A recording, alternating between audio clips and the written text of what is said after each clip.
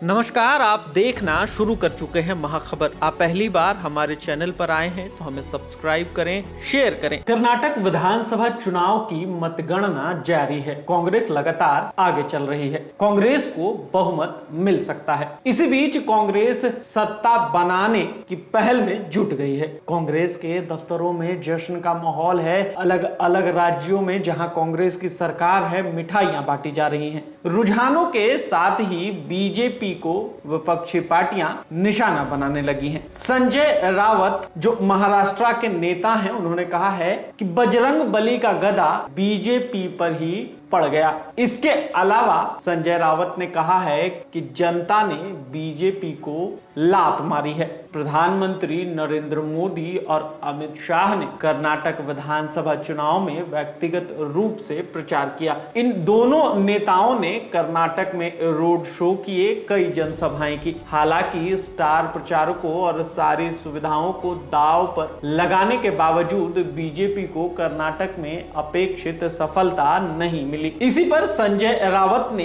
PM और अमित शाह को निशाना बनाया है। उद्धव ठाकरे गुट के नेता संजय रावत ने दावा किया है कि 2024 लोकसभा चुनाव में भी बीजेपी को इसी तरह हार मिलेगी। उन्होंने बीजेपी पर निशाना साधते हुए कहा है कि कर्नाटक में वही हो रहा है जो 2024 में होगा। संजय रावत ने कहा कि कर्नाटक में श्री राम और बजरंग बली सत्य के पक्ष में आ गए। संजय रावत ने कहा कि अगर कांग्रेस कर्नाटक में जीत रही है तो यह पीएम नरेंद्र मोदी और देश के गृह मंत्री अमित शाह की हार है। उन्होंने कहा कि बीजेपी ने अपनी हार को देखते हुए बजरंग बली को मैदान में उतारा, लेकिन उनकी गदा भाजपा पर ही पड़ गई। शिवसेना उद्धव बाला साहब ठाकरे के सांसद संजय रावत ने कहा कि कर्नाटक विधानसभा चुनाव में प्रधानमंत्री नरेंद्र मोदी और अमित शाह की हार हुई है। उन्होंने कहा कि पीएम और गृह मंत्री को इस हार को स्वीकार करना चाहिए। संजय रावत ने कहा कि कर्नाटक में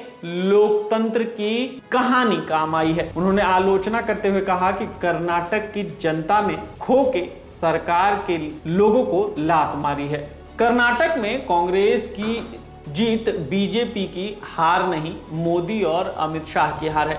इन दोनों नेताओं ने कर्नाटक में डेरा डाला हुआ था। वे हर चुनाव में अपना डेरा जमाते हैं, लेकिन फिर भी कर्नाटक के लोगों ने मोदी और अमित शाह का विरोध किया। कर्नाटक की जनता बीजेपी के दबाव के आगे नहीं झुकी। संजय रावत ने यह भी आरोप लगाया है कि बीजेपी देख रही है कि हारने के बाद भी तोड़ फोड़ हो सकता है या नहीं।